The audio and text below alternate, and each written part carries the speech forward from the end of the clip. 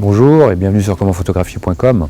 Alors aujourd'hui, petite question de Nelly qui me demande, son mari lui a offert un studio photo, c'est sympa, chouette mari, hein. Je voudrais bien le même. Hein. Et bon, elle utilise un drap blanc pour faire son fond, mais le problème c'est quand elle a un modèle sur le fond, le drap il bouge avec ses pieds. Alors, vous me demandez s'il n'y avait pas une solution pour éviter ce genre de désagrément.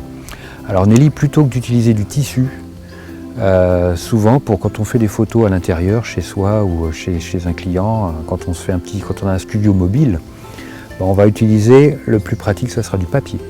Donc il existe des fonds papier, c'est des papiers assez rigides qu'on va pouvoir trouver de différentes couleurs.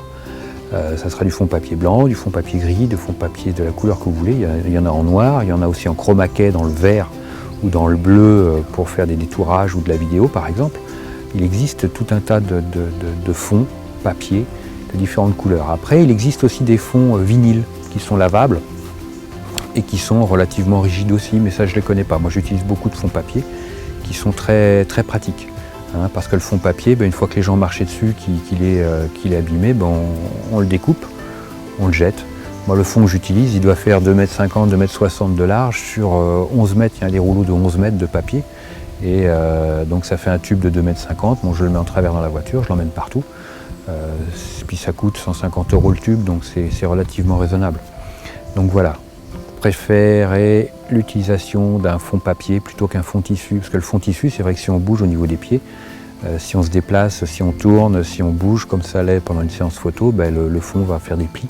Et les plis peuvent venir sur les chaussures, donc ce qui fait qu'après, c'est pas chouette pour la post-prod. Donc c'est beaucoup de boulot et c'est pas pratique. Donc voilà, il faut préférer le papier.